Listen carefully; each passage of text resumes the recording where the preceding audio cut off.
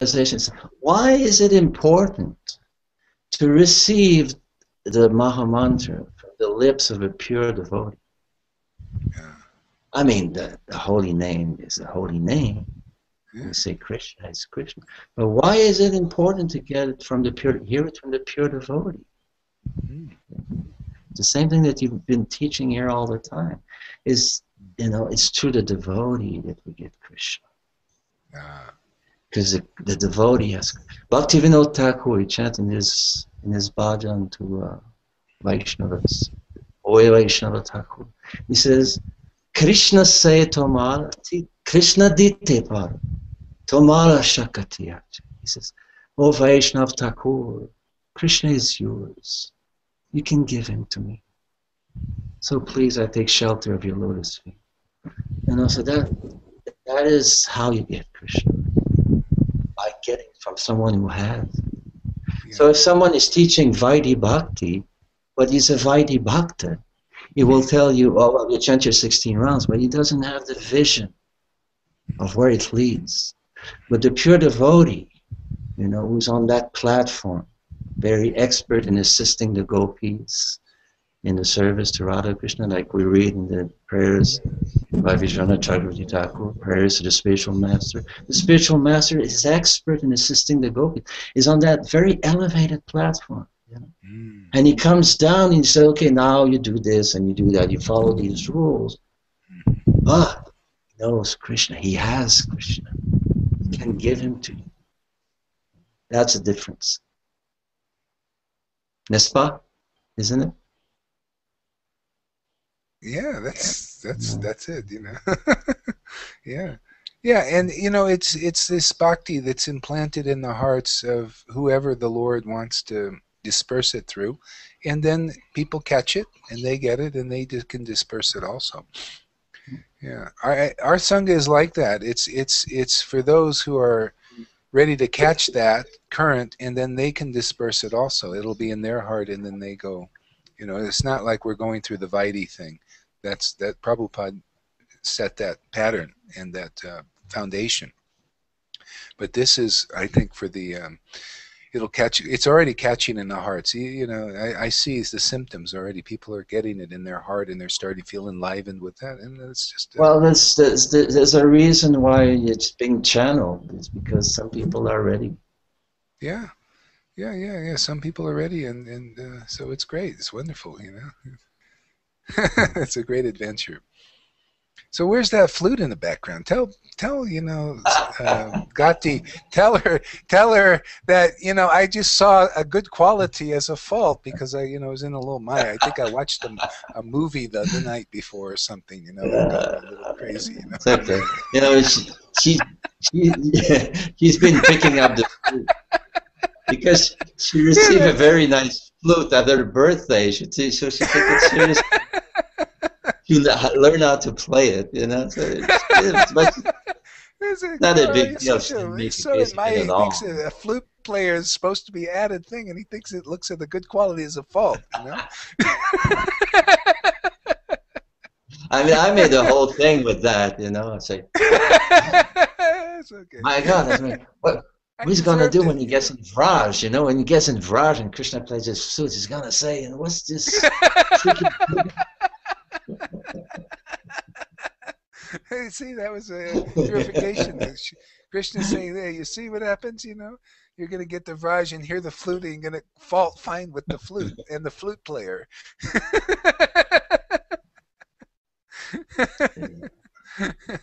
So please forgive me for that one. Yeah. Well, we just needed to be in separation, I guess, because That's your energy is missed, like, wow, where's my, it was like a death in the family. That's for sure.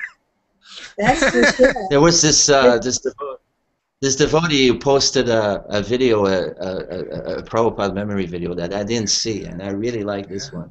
He was saying Prabhupada, one day Prabhupada became very, very sick, and he actually fell in the arms of, what's his name, Shutra Kirti, his servant. So the next morning, the devotees, they didn't even do a morning program because they want Prabhupada to rest. No. The day after, Prabhupada went on his morning walk as if nothing happened. And this one devotee asked Prabhupada, says, Srila Prabhupada, how come a pure devotee gets sick? So Prabhupada stopped and looked with big eyes, you know. It was very important, Prabhupada. His eyes would go big. Yes, devotees. It's like, how do you call, you know, when lovers, they, you know, the devotees say, a love bite, Prabhupada. Yes, it's Krishna's love bite. So this pure devotee becomes sick, it's a love bite by Krishna. So this separation thing, I felt it like that, you know, it's like a love bite. You know?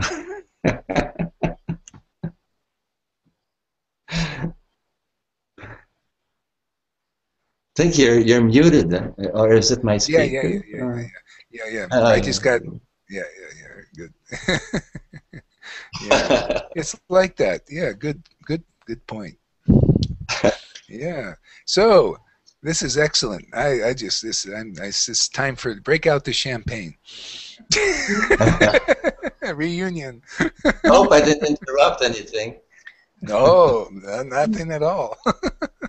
Now I'm afraid Arjai might be experiencing a little love bite. Oh yeah, a little bite. You know how I can say something sometimes. Yeah. That's okay. He's usually always here, you know. Well, don't worry about it. It's okay, you know. I know. He might be watching, you know, the YouTube. Okay, let's see. How about a song from Mahavir? Let's break into a song here. Here we go. Here we go. All right.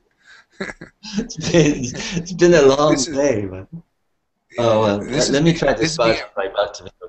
That'd be nice. Okay, great. Excellent. Like this, glorifying the Vaishnavas. It was one of the greatest that was sent to us. Bhaktivinoda Thakur.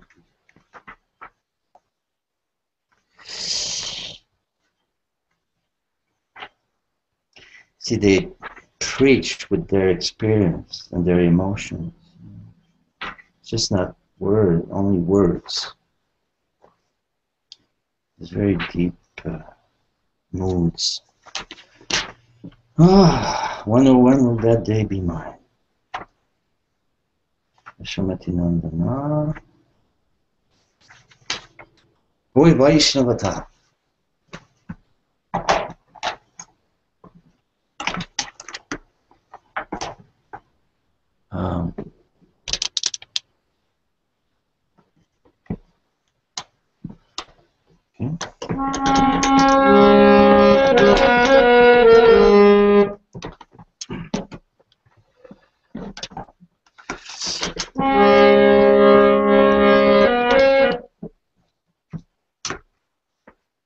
Sorry about that.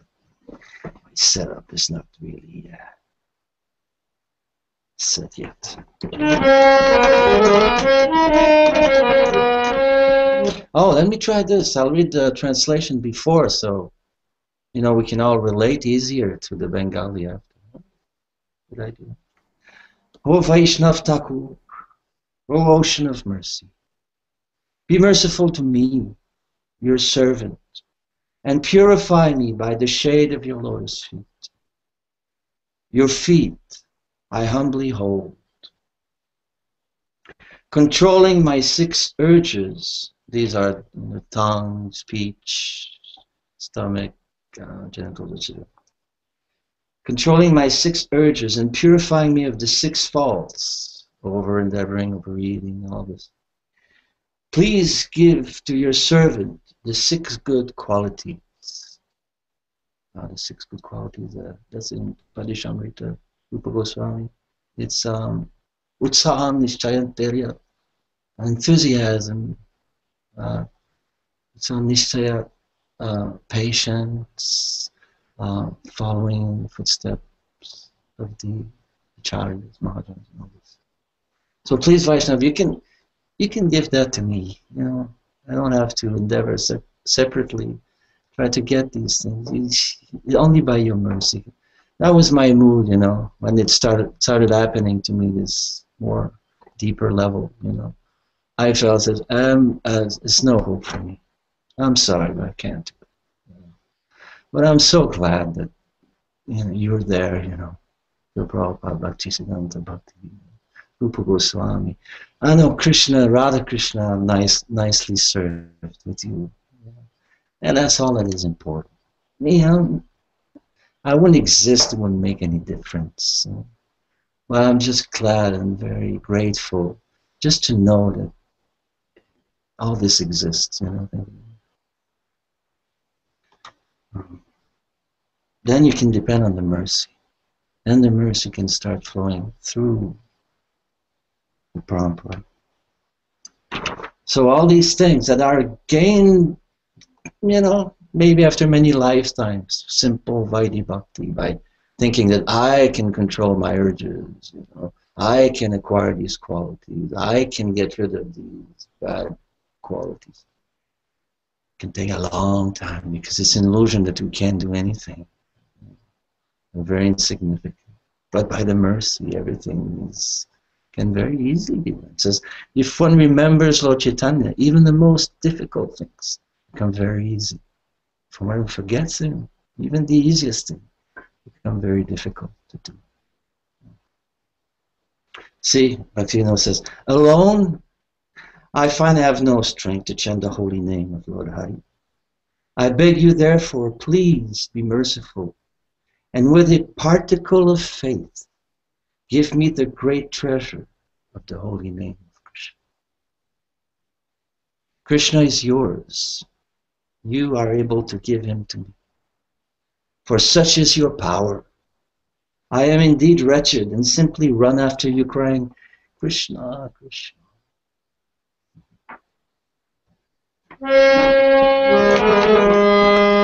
Oe Vaishnava O Thakur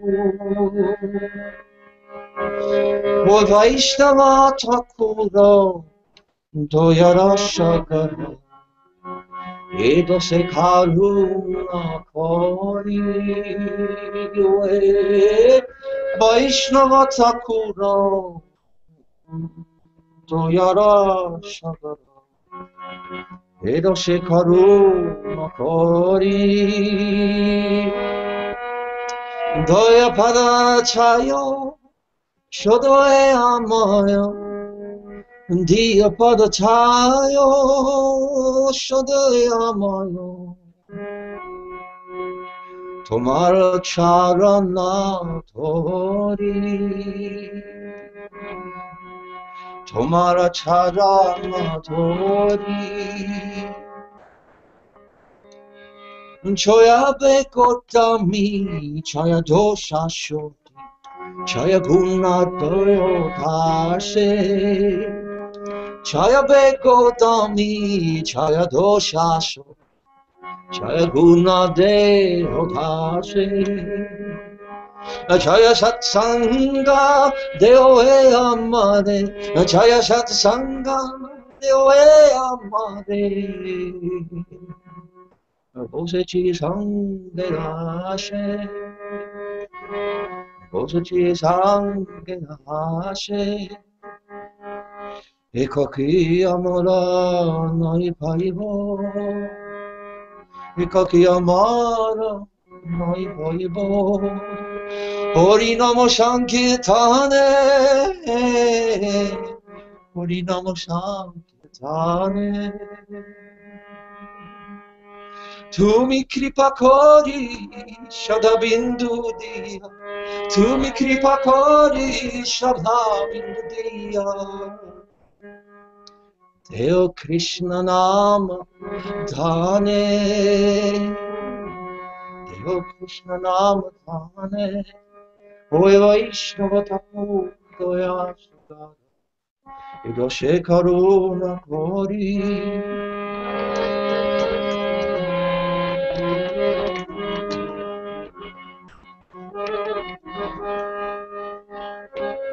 O Krishna se tomara, Krishna dite paro, tomara shakati ache. Amito Kangala, Krishna Krishna boli. Amito Kangala, Krishna Krishna boli. Dai tava pache pache. Dai tava pache pache. Oe Vaishnava Thakura, Joya Rasha Vedo Shekhara Kori. Jaya Vaishnava Thakur, Jaya Vaishnava Thakur, Jaya Vaishnava Thakur, Jaya Vaishnava Thakur, Jaya Vaishnava Thakur, Vaishnava Thakur, Jaya Vaishnava Thakur, Jaya Vaishnava Thakur. Guru Dev, Guru Dev, Guru Dev, Jaya Jaya, Guru Dev. Jaya Jaya Prabhupada, Prabhupada, Prabhupada, Jaya Jaya Prabhupada.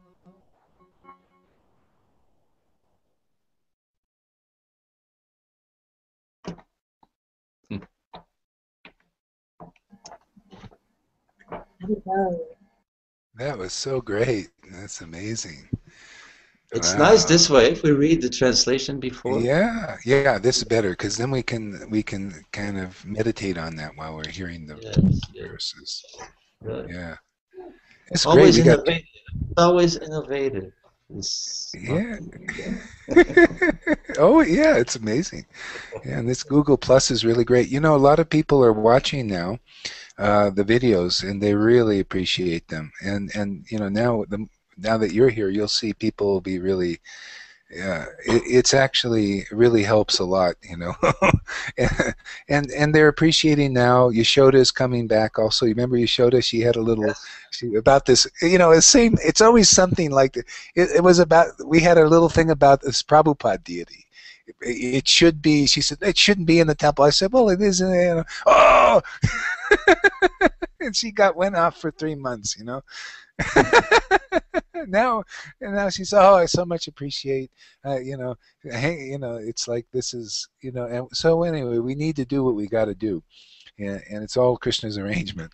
I like what Mary Sachi wrote to me at one point about two apostles who were not getting along so well together, but they did their, you know, separate gospel. So yeah, you know, so it's not rejecting anyone. It's all right. You know?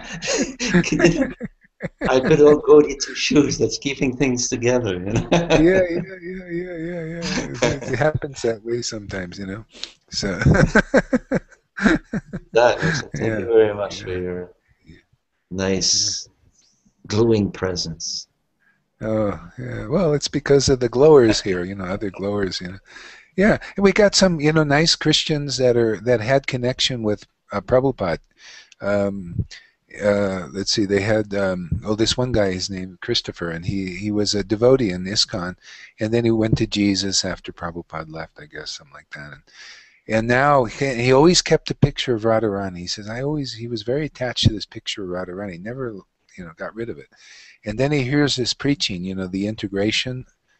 Some of this interfaith stuff, and he said, oh, this is great. And he's chanting again the Hare Krishna mantra, and yeah, it's great. You know, we have our little work here, you know? Helping everybody. If we don't become offensive to Vaishnavas, then this creeper can remain, even though we may not be like practicing. We still have nice appreciation of Radharani, the spiritual master.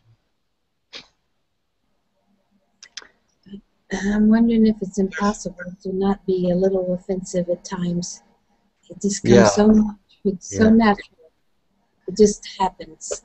Yeah. But there's a kind of Krishna karma that comes immediately with it. Krishna is showing his devotee that so it doesn't produce as much destruction and disturbance as it would normally do, because we're shown very quickly that wasn't right. This bhakti creeper becomes crushed, We're not feeling this connection anymore. So either Gaurari is complete ecstasy, or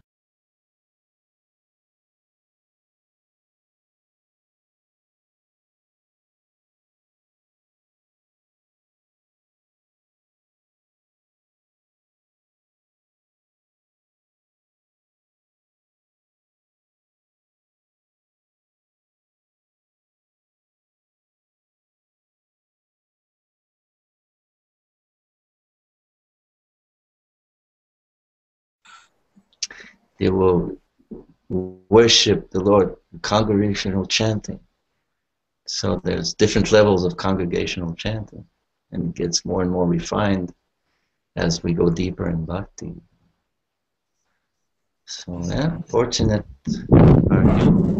are we. Yeah, we are. Back. Does it keeps recording when you're not online? Yeah, it keeps recording. This Google Plus is great, man. And the YouTube interface, so it's really good. It's really, really nice. Yeah. Well, what were you reading from when I intruded? No, we were just talking. I think we just finished a round, chanting around together. Yeah, we just finished a round and like that. I finished my 16, so I can do whatever I want now. Good. I can do whatever you want. Prabhupada says when he gave his feedback to Shukakiti, he said, finish my 16, I can do whatever I like. You must not have had to work today, Mahavira. Oh God, Bodan Maharaj was here, and I tell you, I just noticed something that is not, that stuck with Prabhupada when I bring Prabhupada. So I just went there today because I was at this festival yesterday here in Nilmanchala Paraj Place with my friend. And he came here today because he wanted to do a record. He sings the Govinda Sahasrana, 1,000 names of Govinda. So he came at the studio to record it, and of course I received it with prasad and this. We, of course, and he sat down in the temple, and we had a association. So I just felt driven to just go in there a little bit, that some people have problems with, because I could see myself in the beginning when I was addressing him, talking about Prabhupada, I would say Bhaktivedanta Swami. And then I didn't feel comfortable with that at all. So I told him today, some people have problems that we call Bhaktivedanta Swami Prabhupada. Like Bhaktisiddhanta was called Prabhupada, is called Prabhupada. Some people have problems with that. But, and I explained the time when Bhaktisiddhanta, and the last pandal he did, he started scanning the audience. And then when he met the eyes of Prabhupada, it was a Grihastha at the time, he was in the back. It says their glance locked together. And Bhaktisiddhanta said, I will make a prediction, prophecy. The next of my disciple that goes abroad will succeed to bring Lord Chaitanya's tree. So I said, so you see, it's his special blessings from Guru. Guru is one in that sense. This is the favorite disciple of the Guru. He's empowering the disciple. The mission is the same. So even if the title is the same, no big deal. It's the same mission. Like that. I felt, but they still have this thing, this competition. It's very subtle. And now it makes lots of disciples here. And they say, man, you should be grateful. I mean, Srila Prabhupada came here single-handedly, and opened up, he planted all these seeds of bhakti that are flourishing now, starting to flourish. And you come and everything is easy for you. You should be at his feet. Not only is he the godbrother of your guru, that you're not glorifying so much, by the way. That's a symptom. I didn't say that. You should be at his feet, glorifying, appreciating the opportunity of assisting him in his mission to Lord Chaitanya, to spread his name. But no, there's the separatism thing that you keep feeling. So I've been dealing with that all day. I'm a little tired. Did you say? Yeah, that's one of the sanghas you're talking about, right? Yeah, it's the so-called how do you say, successor to Puri. Oh, okay, yeah. Anyway, everybody's working at different levels. This is how I've been noticing it, and catching people into bhakti that are qualified for that. And it's just not everybody is. To be non-envious is and non-competitive. That's higher than the demigods. The demigods got this fault generally, unless they're pure devotees, is they've got this little jealousy and little envy, and it's like those persons. They're like, good people, and they're qualified, but they have that subtle covering still, and the Lord will catch it. At a certain point when it's ready and those persons are ready. Maybe this life, maybe another one, but He'll purify that. They'll catch, get in touch with a Vaishnava who is non-envious, and that's pulling in the Shuddha Bhakti potency, and they'll purify that. So Lord Chaitanya was doing that all the time, and actually will be doing some of that, I'm sure, because this potency is like that. It purifies. If anyone comes that has a little of that, it'll. And that's what it was instrumental to bring me back to the Sangha tonight. Oh, see.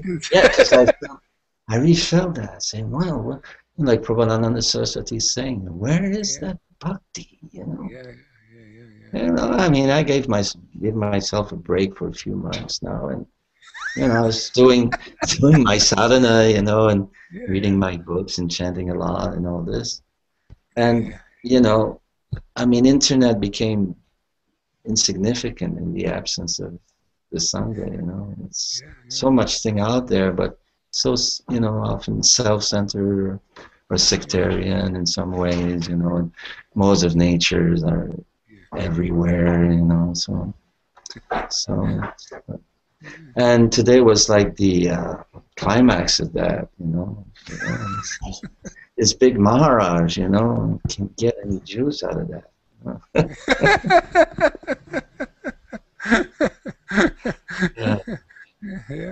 Yeah. Is that no offense? No offense intended. It's just Bhagavad again. I was telling to Gati, you see, this Bhagavatam begins like that. Now this book, you can distinguish reality from illusion for the welfare of it. So there's there's Shivas and Dakshas and all kinds of people in there that are doing a play, a big show to teach us something, and ultimately nobody's really good or bad no, it's just part of a big plan, so that everyone becomes a devotee and understand what it means to go back home, back to God, after dealing with the modes and the ego and all this and that. Yeah, it's a big show for that, for that one purpose. Yeah, nice. Okay, so what should we do now? You want to read us something, Mahavir? You have something that you've been relishing lately? I'm already been too much of a big man. Oh, all right. Okay. Let's let him relax a little bit. He's already he's had a big day today. Okay. All right. I'll call. Huh? I would love to see the Gorakun video. I guess Meena has seen it, right? You've seen it, Meena? It's on my YouTube link. You can get on my Yeah, YouTube, and Yeah, it's there. yeah. I'll watch it myself sometime. yeah. I It's think just Mina's watched it too, and well, I'll probably watch it again later today too. That's a good idea. this is just like the Gorokun. Like if you want to watch something Yeah. transcendental. All right. There you You know go. what? And I'll shut my microphone. Yeah. Okay. How about we'll read some Chaitanya Mangal. Okay, so everybody get out their Chaitanya Mangal. It's on the Nitai Veda base for those who have that.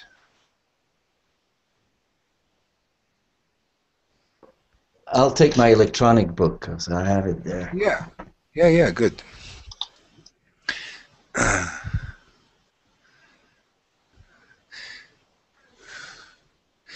We got to be true to the name of our satsang today, Gaur Prema Bhakti. So we got to get some of Gauranga's associates' glorification. Okay, that's under Chaitanya Mangal, under composed scriptures. You know where that is, Meena, I think. Chaitanya Mangal.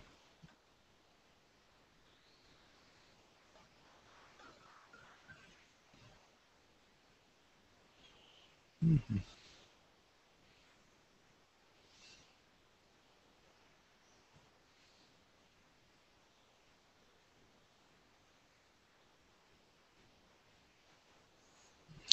Okay, go to chapter 11.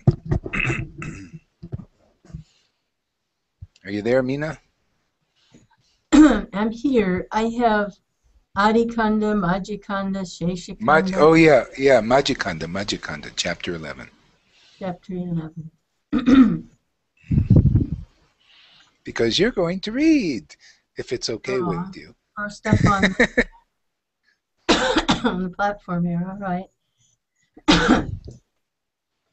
Jai Jai Shri Chaitanya, Jai Nityananda, Jai Advaita Chandra, Jai Gaur Bhaktivinoda.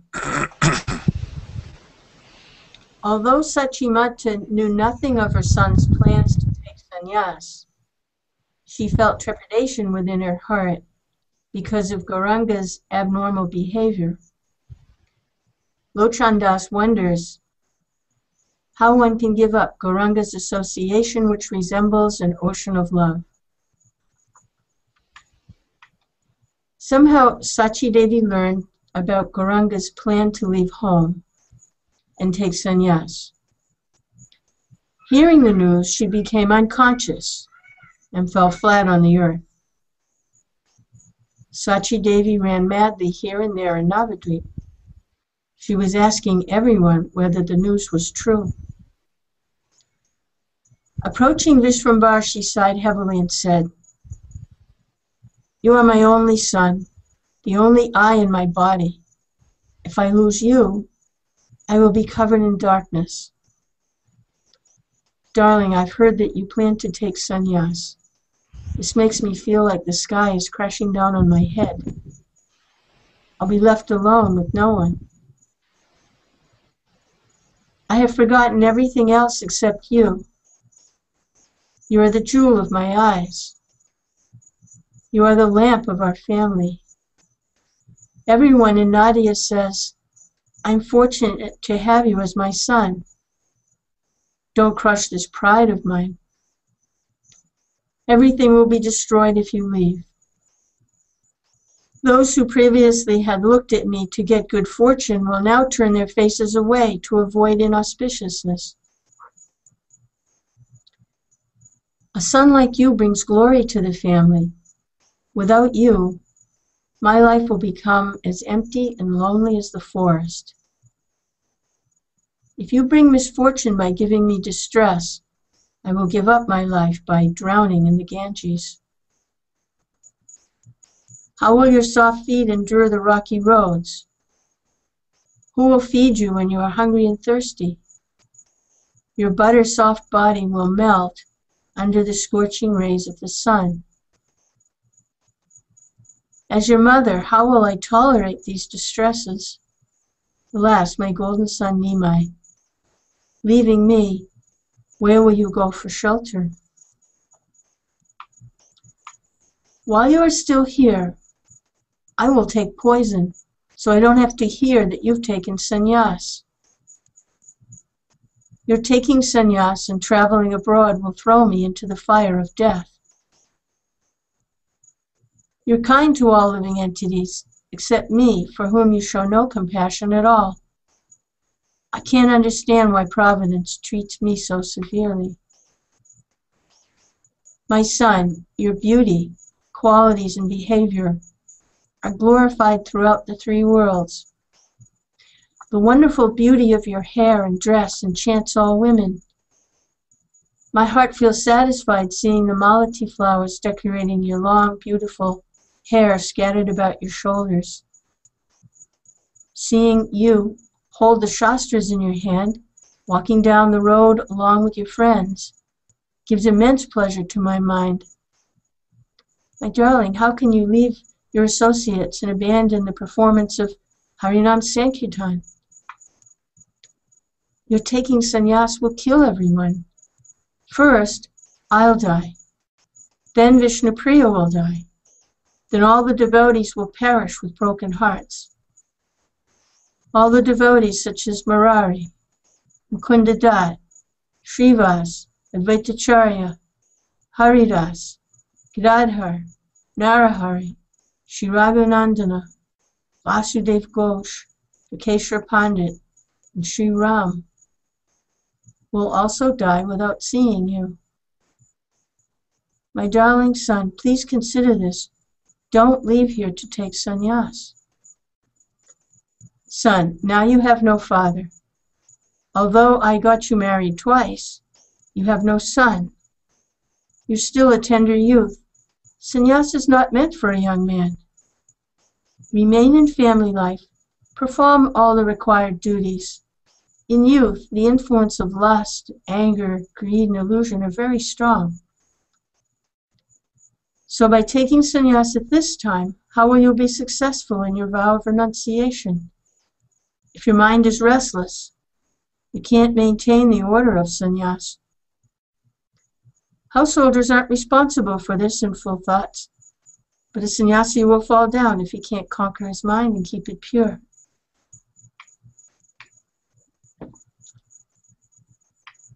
After listening to his mother, Vishwamar spoke comforting words to her. He said, Mother, please listen to the nectarine story about how Dhruva Maharaj became a famous devotee by the mercy of his mother. Gauranga quoted a sloka. What good quality did the hunter have? What age did Dhruva have? Did Gajendra have any knowledge? Did Kubja possess bodily beauty? Did Sudam have vast riches? Did Vidura have a high birth? Did the king of the Yadus, Ugrasen, have valor? Supreme Lord Madhava is conquered only by loving devotion, not by any material qualities. Gauranga tells the story of Dhruva Maharaj. Listen, mother. Now I will tell you how the 5-year-old boy Dhruva attained a most exalted position. Swayambhuva Manu, the mental son of Brahma, was powerful and formidable. His body was practically spiritual. His 2 sons, Priyavrata and Uttanapada, became great kings by the mercy of Lord Brahma. King Uttanapada had 2 wives, Suruchi and Suniti. Suruchi had 7 sons. One was called Uttama. Suniti, however, had only one son named Dhruva. Suruchi became the favorite queen of King Uttanapada. Neglected by her husband, Suniti had to act as Suruchi's maidservant. Suniti suffered so much in her lamentation that even stones would float and the oceans would dry up. Although a queen, Suniti was forced to eat unhusked rice, tasteless vegetables without salt. She and her 5-year-old son Dhruva endured many miseries. One day the king sat on his jeweled throne, enjoying with Suruchi, Uttama, and his 6 brothers. Dhruva, who was covered with dust from playing with his friends, tried to climb up on his father's throne too. but his 7 cousins pushed him down on the floor. His pride crushed, Dhruva began crying. His father, however, being controlled by his queen Suruchi, kept silent. Dhruva didn't understand that his mother Suniti was not favored by his father. Suruchi rebuked Dhruva. "You're uselessly crying. Being the son of a maidservant, you foolishly thought you could sit on the throne. Life after life, your mother has never served Lord Krishna. Don't you feel ashamed about trying to sit on the king's throne? You are the son of an unfortunate non-devotee. How can you possibly sit on the throne?" After listening to his stepmother, Dhruva cried, ran to his mother Suniti, and Dhruva said, "Mother, my stepmother has beaten me and pushed me off the throne. She said you didn't serve Krishna. She told me I should feel ashamed to try and sit on the jeweled throne. Until now, I didn't know that you were her maidservant, and that sounds strange to me." Dhruva's mother cried as she said, "Darling, I'm most unfortunate. Life after life, I never thought of serving Krishna, although in reality, everyone is his servant. Don't cry if someone teases or criticizes you for being the son of a maidservant." Mother Suniti continued speaking comforting words to her son. She said, "Dhruva, you're not the darling of your father. Therefore, you had trouble when you tried to climb the throne. Don't cry, Dhruva. Just listen to me. Your stepmother became fortunate because previously she had worshipped Lord Krishna. One who serves the lotus feet of Krishna can get anything he desires. What to speak of an insignificant throne? Now give up your false pride, worship Krishna, and easily you'll attain everything." "Dhruva, because you're my son, you'll always hear sarcastic remarks from the people in general. So how will you ever enjoy the privilege of sitting on your father's lap? I am unfortunate from my birth." After saying this, tears flooded Suniti's eyes. She continued, "Listen, my son. Only Lord Krishna can remove your misery. By serving Krishna, all the demigods like Brahma and others received exalted posts in the heavenly planets. If you worship Krishna, you'll be worshipped in the 3 worlds, what to speak of sitting on a throne. Dhruva, you can attain Krishna in Madhuvan, one of the 12 forests of Vrindavan. If you attain the throne, then you'll be worthy of your name Dhruva, which means firmly determined." Taking the dust of his mother's feet upon his head, Dhruva decided to leave home at an auspicious moment. Seeing Dhruva absorbing his mind in the lotus feet of Krishna, the demigods cheered encouragingly. After fixing the goal of attaining love for Krishna within his heart, Dhruva left for the forest of Madhuvan. Although sweet fruits and fresh water were available, Dhruva didn't eat or drink anything along the way. He paid no attention to hunger and thirst. He was doggedly determined. Seeing this, the demigods now became disturbed, fearing what elevated post he would capture by his austerities. Narada met Dhruva on the road and said, "You're the son of a king. At your age, you should be playing and enjoying various games. Why are you harboring such anger within your mind? According to tradition, a young boy doesn't repair to the forest. When you get old, you can serve Krishna." Dhruva said, "Narada, what happens if I die in my youth?" Narada Muni was happy to see Dhruva's introspection. And then the sage gave Dhruva the 12-syllable mantra, Om Namo Bhagavate Vasudevaya. Dhruva said, "Narada, without serving Krishna, I've suffered so much. My stepmother's harsh words hurt me deeply. You're very kind. Seeing my unfortunate position, please remove my miseries and instruct me about Krishna."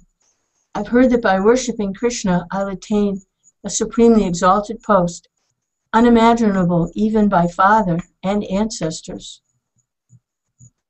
Narada said, Dhruva, go to Madhavan forest on the banks of the Yamuna in Vrindavan. Sit down, fixed in meditation, and constantly, softly chant, Om Namo Bhagavate Vasudevaya. Within 7 days, you will attain realization. Dhruva became very happy to receive initiation from Narada. He paid obeisances to the great sage Narada and went to Vrindavan. 7 days later, Dhruva arrived in Madhuvan. Seeing the wish-fulfilling trees of Rajadam, Dhruva got free from ignorance. Dhruva felt ever-increasing bliss to be living in the beautiful forest of Madhuvan. He fasted the first day. The next day, he awoke early, took bath in Yamuna, and started chanting the mantra. Feeling neither hunger nor thirst, Dhruva shed tears of joy. After 5 or 7 days, he would eat one buttery fruit, a wild, tasteless fruit. Otherwise, he would just take a few drops of water mixed with some turmeric leaves.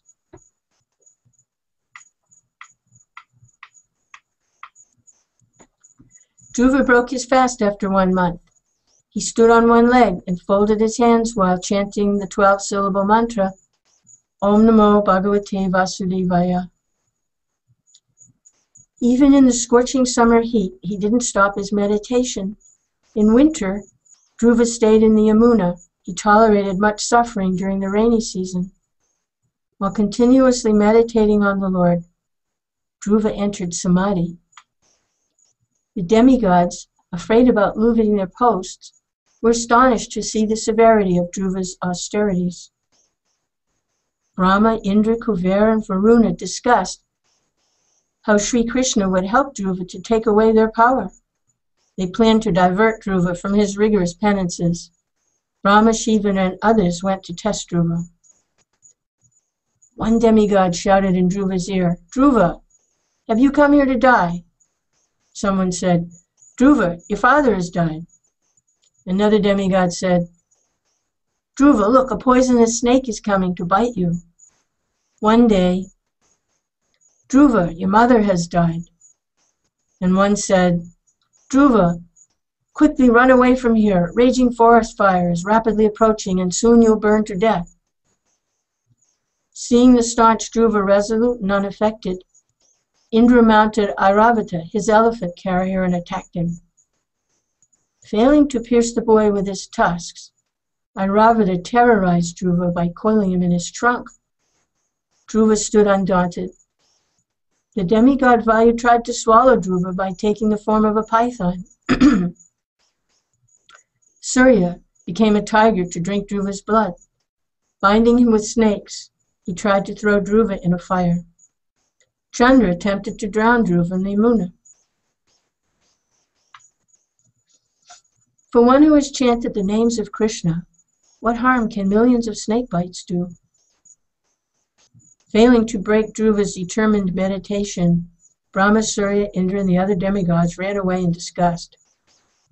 Completely undisturbed, Dhruva continued his meditation, fixing his mind on the lotus feet of Lord Vasudeva. Lochandas joyfully sings about the glorious pastimes of Sri Gauranga Mahaprabhu. O Gauranga, you're the savior of the fallen. All glories to you, who mercifully liberates the lowest of the low. Lord Gauranga continued telling Sachimata the pastimes of Dhruva Maharaj.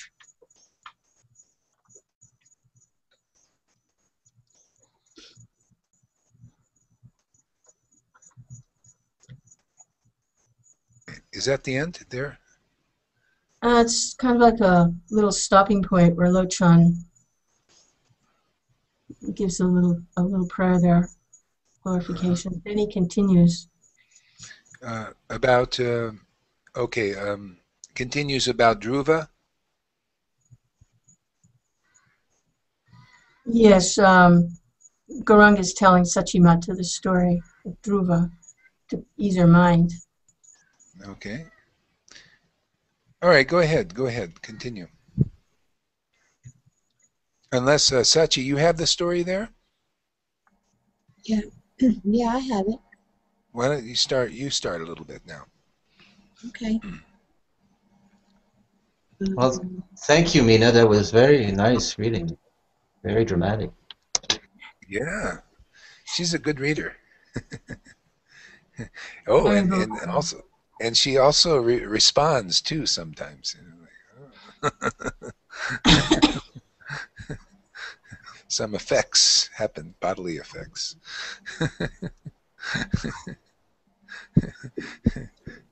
Did we finish? We're fixing his mind on the lotus feet of Lord Vasudeva.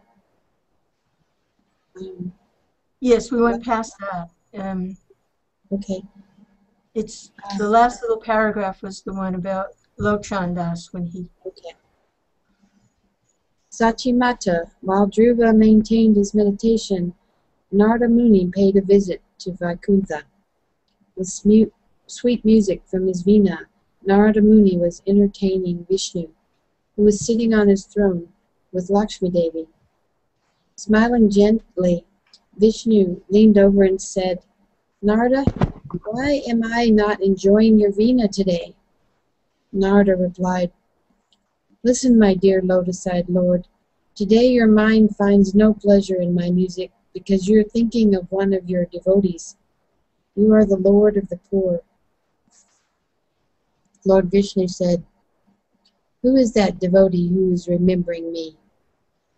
Narada Muni replied, Dhruva, the son of King Uttanapad. He is a saintly boy, but unfortunate since his mother, Suniti, is not loved by her husband. Dhruva's stepmother, Suruchi, was once sitting on the throne with King Uttanapad, playing with their 7 sons. Seeing the fun, Dhruva tried to climb up on the king's throne, but Suruchi pushed him down. Poor Dhruva fell on the floor crying. Being controlled by his wife, the king kept silent. Suruchi's actions and words burned Dhruva's heart. Although a tender boy, he left home and went to the forest of Madhavan to perform intense penance, or tapasya. Lord Vishnu blesses Dhruva. The lotus-eyed Lord Vishnu, smiling slightly, spoke sweetly. Narada, I don't show my mercy to one who is not initiated. I also don't take offense from one who is not initiated. I will surely give my mercy to anyone who gives up his parents, goes to Madhavan, and meditates on me while performing severe austerities. Narada, a non-devotee can't take birth in the womb of a devotee. On my behalf, a Vaishnava can tolerate any difficulty. I will always give my mercy to a devotee. Therefore, I will give Dhruva whatever he wants. I am bound by the ropes of prema bhakti of my devotees. You know, this reminds me of when Jesus said, those who give up father, son, sister, mother, brother, and home and land for my name's sake will get millions of times more, in the time to come. Now and in the time to come. And it's just like the same message of that story with Dhruva. Yeah, Dhruva, that's what happened, in the sense he gave up to do austerities in the name of God, achieve that mercy. And then even in this life he had changed so much, and then in next birth, or it wasn't even a birth, I think he went into got this pole star kingdom. It's so funny. It's the same thing that Jesus taught, and that same saying, And by the same token, his mother got so much also because she pointed the way. Yeah. And because she was just related to the devotee. She was, Yeah. Where is Mahaviri? I see nothing but this kind of a shadowy. That's his deities. Oh, the deities there. Oh, okay. Yeah. Okay. Yeah, I couldn't quite see. Oh, okay. Yeah. Yeah. Okay. Yeah. Yeah. Yeah. Oh, there you go. He's Mary always, he said she always wanted to see the Gorakun, so I showed her something. Oh, I see. You showed the oh, Gorakun. Deities are like the Gorakun. They have the same effect. Actually. Go ahead there, Sachi.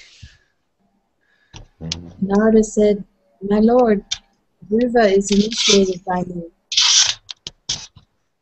So please show your mercy. Go see him and relieve him from the fire of material existence." Lord Vishnu boarded Garuda and flew quickly to Madhavan forest to see Dhruva.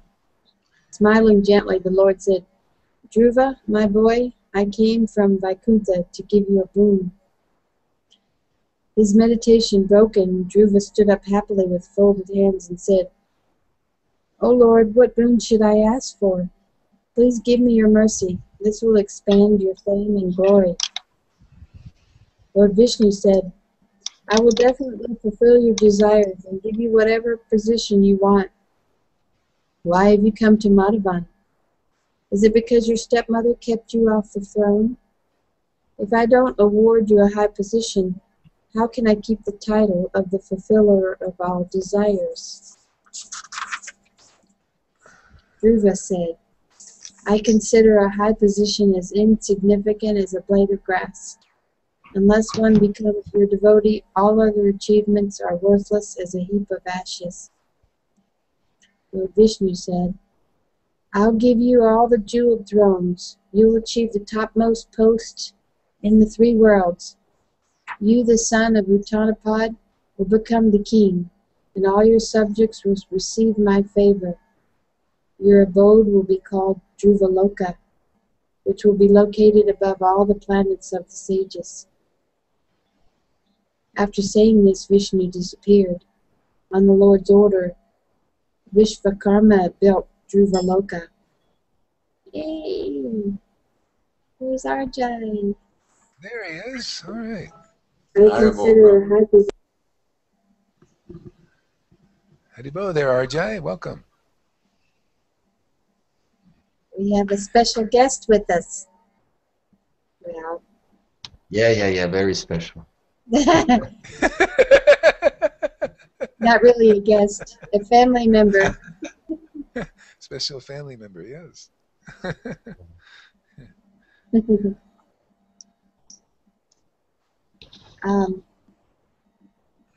Okay, so he says, "I'll give you all the jeweled thrones." We're reading Chaitanya Mangal. Yeah, he might have been, were you watching on the YouTube there, Arjay? Oh, okay. All right. So after saying this, Vishnu disappeared. On the Lord's order, Vishvakarma built Dhruvaloka. Upon receiving this boon, Dhruva started for home. King Uttanapad, greatly grieved in the absence of Dhruva. Even his mean stepmother cried and worried about his well-being. The king said, "I'm causing distress and misfortune to my own son. Oh, when will I see my son again?" Oh, you know, before we go into that, there's some things that questions I was thinking about, like how practically does, here we're all chanting Hare Krishna and doing austerities to the degree that we're capable. How does how does the Lord show up and bless the devotees here, and how do we know the symptoms? I mean, I've never seen like the Lord come in his four-handed or even two-handed form personally, but how does he bless us and in doing what we're doing? How are we coming day after day and or getting inspired to to do chanting and all of this? How is he actually practically coming? Does anybody have any idea about this and kind of share something? I think we talked about it yesterday. It's eagerness. It's the energy that gets your mouth going and the relishing of what you feel. I mean, that's how I feel about it. Mm-hmm. Yeah. Anybody have anything else or any clarification on what he was saying there? When the devotees from Navadvip, they were going every year to Jagannath Puri to meet the Lord. And one year the Lord just told them, "You go through so much austerity, trouble to come and see me. But I'm just this simple sannyasi. I have nothing to give you. So I'll give you my body. You can sell it to whomever you want." So we know that we're getting the mercy of the Lord here. It's when we feel His body, His presence. Satchit Ananda. Right, Gohar? Perfect conclusion. Yeah. I felt that one. Yeah. Yeah. Also, another pastime and angle, like to add to that, is also when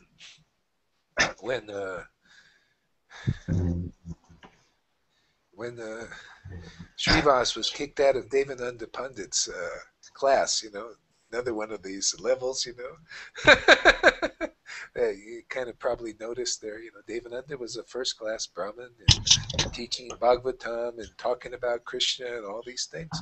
But he had a little of this competition thing, and he saw the devotional symptoms in Srivas, and the students saw also they weren't aware of this platform, even though they're talking about it. You need to See move what your it mic is. to your heart. Yeah. Envy and jealousy and all of this, it covers the transcendental qualities of devotees. And that's why, even though you may read about them, there's like a haze or a fog over them. See, so you see, but you don't see. So anyway, it's the deed, and so the deed was they threw him out of the class. So that's the position that's shown to God. This is what God is looking for. He's looking at the deed. Person can say, "Oh, I love God, and God is, Krishna, I love Krishna. Look at me, I know all the verses." Then you meet a devotee, and you say, "Who are you? Get out of here." That's the deed. We're the sons of Moses. Yeah, right. We're the sons of God. Yeah. And Jesus, who are you? Get out of here. So they did that to Srivas. See, it's always the same.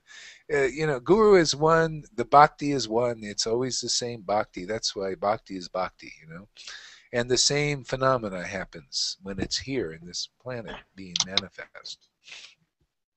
So he gets kicked out, and he's sitting on the bank, and he's reading Bhagavatam. And all of a sudden, he starts crying and all of this. He's consoled. Remember, Jesus said, I'm going to the Father and to send the promise of the Father, which is the Holy Spirit, and it will abide with you. It'll comfort you.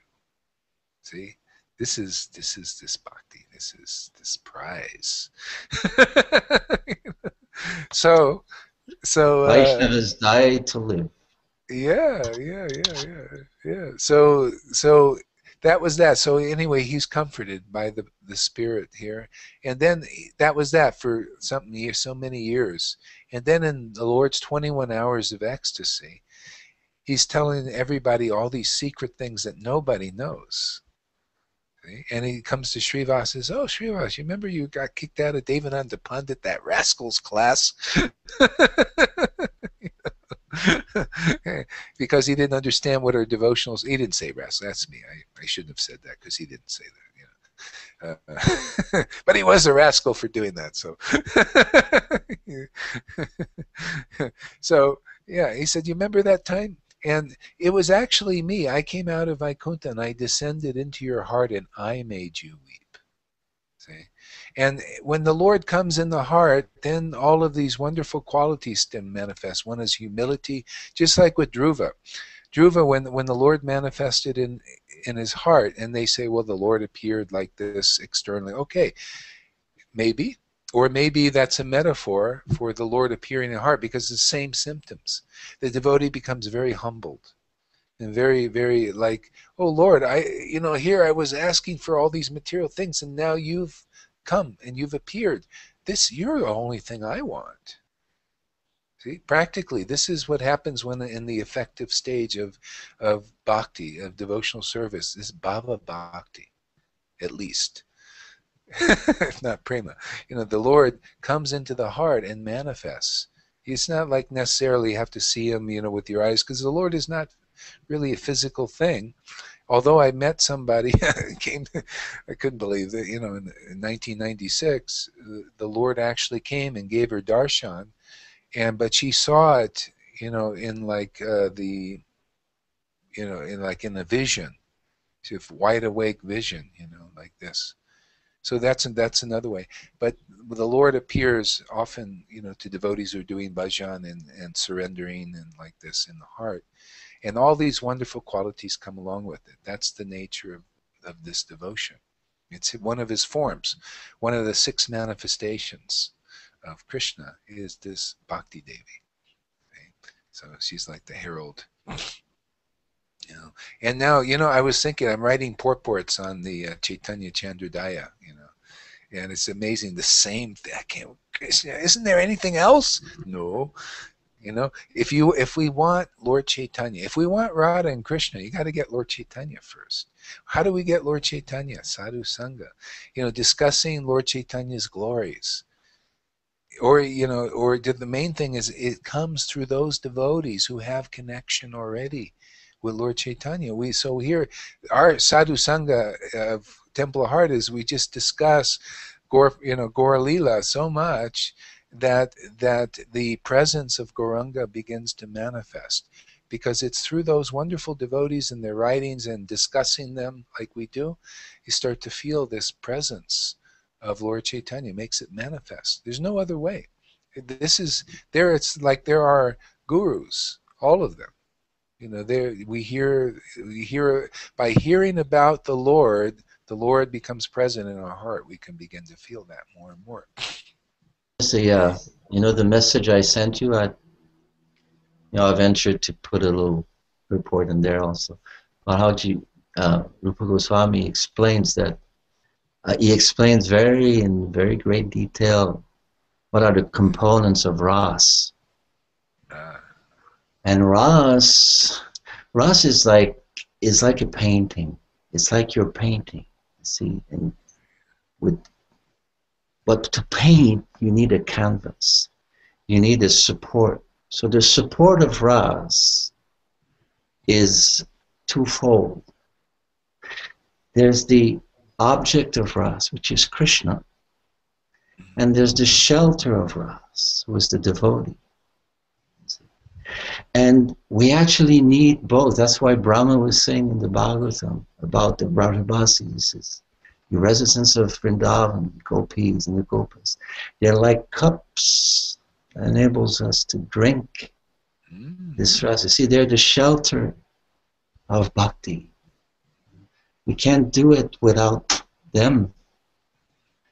Rupa Goswami explained that the very, very, very close associates of the Lord, like the Vishakhas and the Lalitas, they're very, very close. They can have a direct, their ras can be supported just by the object, Krishna. But still, they assist Radharani. You see, the shelter, the greatest shelter of love for Krishna. And that's how they get more, even though they're qualified, and they sometimes do relate directly with Krishna. You see, but they derive even greater pleasure to assist Radharani in her relationship.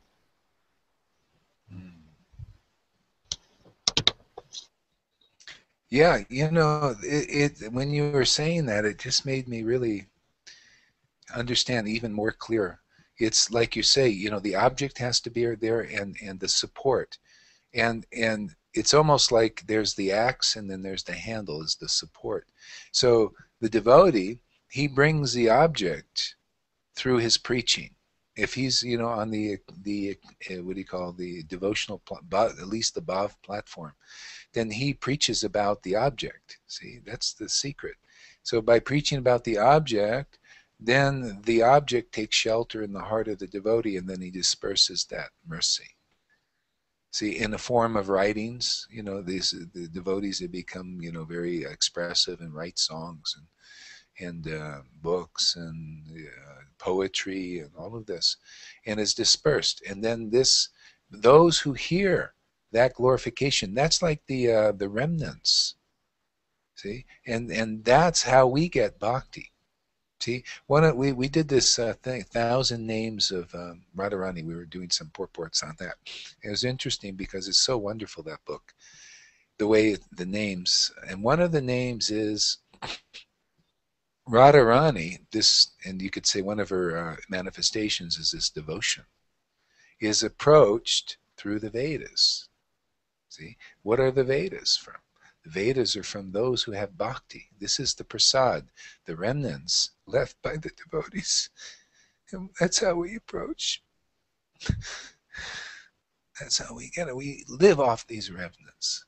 Those who are intelligent and understand this process live off of what the acharyas have left. See? And it's all because of bhakti, bhakti Vedanta. They like the idea. I took the title.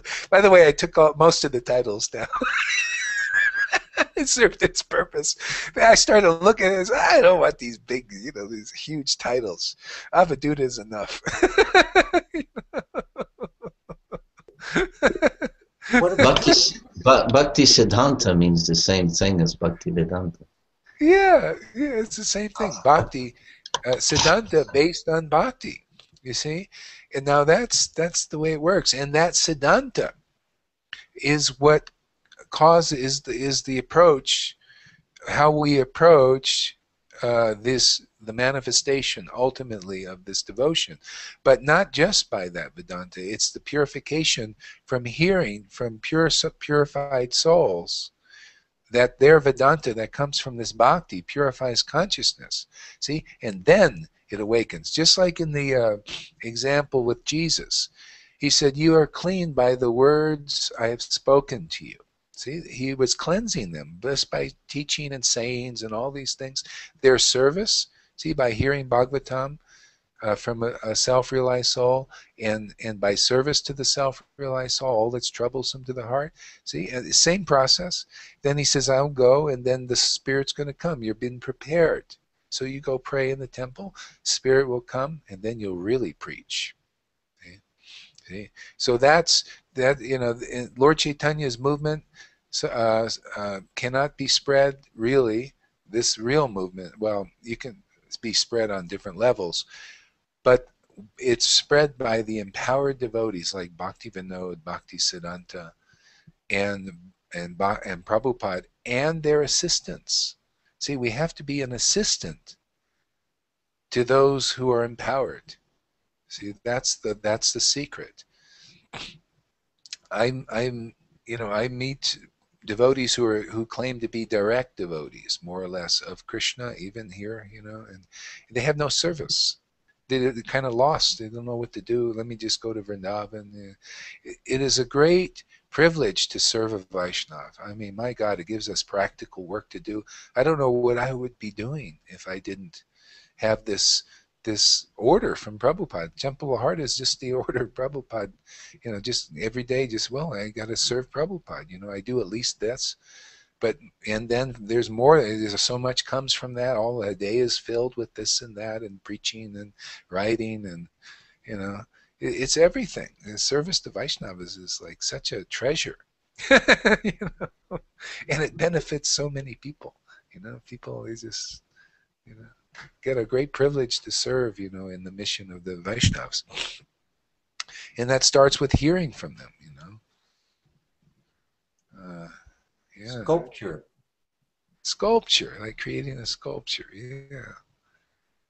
I was just thinking that as Mahaviri was saying about painting, in an artist thought, my sculptures always come out better whenever my mind is fixed on Chaitanya or Nityananda or any of the devotees. I mean, even a couple times I've thought about Sangha and found that that's where really the mercy really rains down, is because of the love, the material love, the vibrations that we share. That's glorious. Hare Krishna. Yeah, Yeah, it's funny you mentioned that sculpture. Sorry, it's funny you mentioned sculpture, because I was just reflecting on that this morning. You know the way they carve deities in India? I don't know if they do that everywhere, but I know some do. There's a first artist, a first carver that will come and will, you know, like make the gross form of the deity. He will, like, you know, remove the big chunks, you know. And then there's a more refined artist that will come and will start doing the limbs and all this, you know, until the topmost artist comes to do all the details. So that's pretty much like Vaishnavism, you know. I mean, you know, you can get help from, you know, from everywhere, in different places. You know, Krishna will assist you on your path. Like Krishna says in the Bhagavad Gita, you know, everybody follows my path. As they surrender into me, I reciprocate. So that's how it works. And in the beginning, you know, your vision may not be very clear. That's why Prabhupada says, in any spiritual quest, we need a pure devotee to put the finishing touch. Krishna is yours, you can give him to me. Come to that. Yeah, one is delivered by the mellows of devotion are instilled in the heart by the book Bhagavata and the devotee Bhagavata. Chapter 1, Chaitanya Charitamrita, very wonderful teaching about spiritual master in this level. We'll read that again, and I just love that, you know. Yeah, so, you know, I over and over again, I see the same message coming through Chaitanya Bhagavat and every scripture. It's like, oh man, you know, it's the devotees, man, what they leave that make that, you know, one's life and soul. We're be followers of the prema of the devotees, you know. What they leave, it's there, and it's always in relation to the object. But you know, they're the door. You know, all of them. You know, reading their books and all of that. Those who are That's what very Krishna dear says. to the Lord. One who claims to be my devotee, it's not there yet. One who claims to be the devotee of my devotee, oh, he gets it. He gets the cup. Yeah.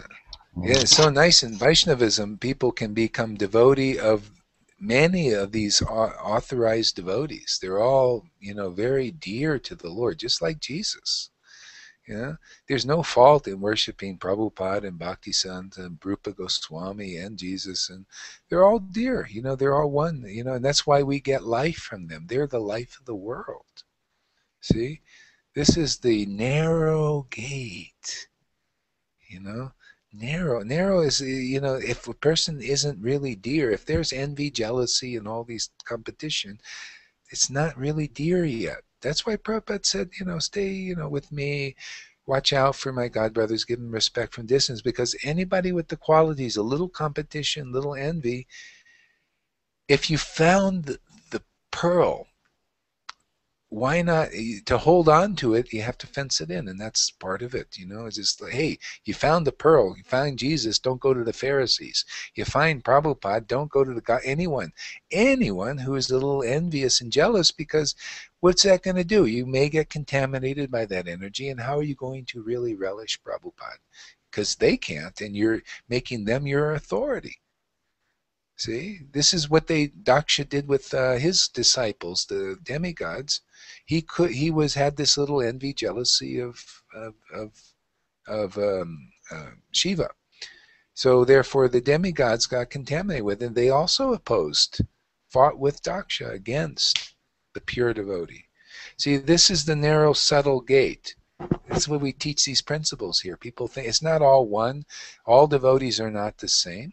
Everyone should be respected, though, but, you know, there's a little war going on here.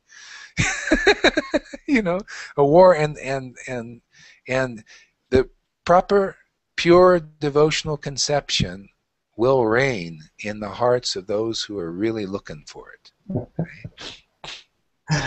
Wow. How'd you like that there, Mahavir? I had to put a little plug in there. What's the name of this Asura who was claiming to be Krishna, and he was just looking like Krishna? Everybody thought he was Krishna. What's his name again? Pundraka. Pundraka. And you see how important is the devotee. Only Sudam was said, no, that's not Krishna. Yeah. I know Krishna. It's not him. You know, the emperor has no clothes. Yeah. See? So his preaching, he preached like that, you know. He says that he was one out of thousands. See, people, devotees, they don't know how subtle it is. You know, just like the demigod. Look at the demigods. To see that Shiva, they were covered by their association. See, so they took the association of Daksha above Shiva, and that what happened? They just go with Shiva. He falls in a ditch, they fall in also. Hey, this is the birds and the bees who want this prize.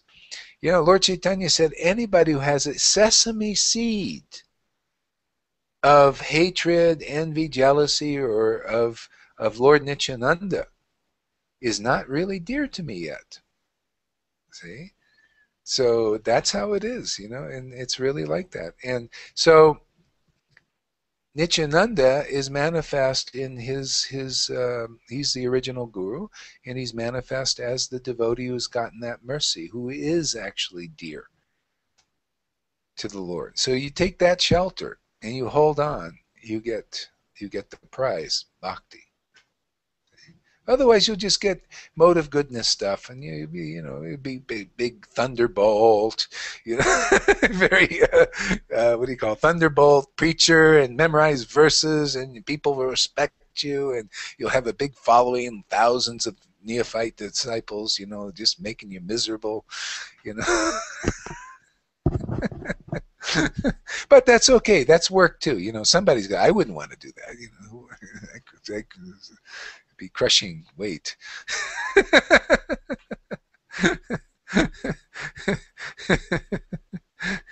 Not for what we're doing here. It's not,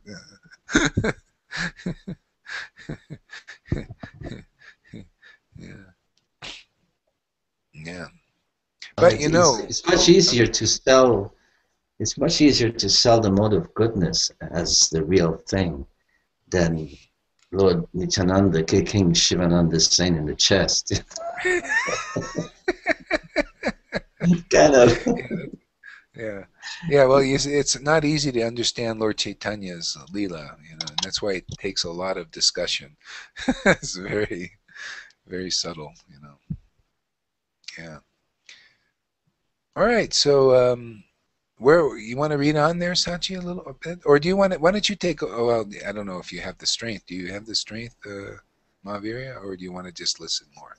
There's better readers than me here. Oh, come on! You can you read then. I think you can do. Everybody is like that's humble. That's okay. Let Arjay use his deep voice, charms. All right, Arjay, go ahead, go for it, man. You know where we? Oh, he doesn't know where we are, so you got to go. You know. I'm not behind times here, so go ahead. I closed my electronic book, but if you can wait a few seconds, I'll get it back. Yeah, we can read. Yeah. See, sometimes I gotta become disconnected to recharge the battery. Yeah. I was thinking too. Yeah, you know, I tell you, you know, I was thinking about that also because the Sadhu Sangha is so intense. Sometimes you got to go away. Like Meena, I remember a couple times, she said, "Wow, this is like eating too much prasad." You know? You got to go and assimilate it. And I also, I had to take like a week off, basically, you know, something, you know, just because you have to recharge. someday. Even Lord Chaitanya. I mean, even Lord Chaitanya, you know, he would go alone. You know, so I want to go to Vrindavan alone. Yeah. Time Yeah, for it's that. necessary. Yeah, it's necessary to assimilate. Yeah. Okay. Where were we? Where were we, Sachi? We were about 4 paragraphs from Oh yeah, this. Narada said do it. The Okay. king says, I'm causing distress and misfortune to my own son. Oh, when will I see my son again? Okay. So Dhruva broke his meditation. We passed that. Oh yeah. Okay. Okay. Yeah. The king said, "I'm causing distress and misfortune." That it? Yes, that's it. Takes some time before the page changes sometimes. I'm sorry about that. To my own son. Oh, when will I see my son again? He said to Dhruva's mother, Suniti, from now on, you will be my chief queen, and all my other queens will serve you. Overwhelmed by not seeing his son Dhruva, the king fell to the floor unconscious. At that moment, the great sage Narada Muni came to the palace. The king worshipped Narada with proper rituals, and washing Narada's feet, the king revealed his mind to the sage. The king said, I had a 5-year-old son, but he left home without telling me.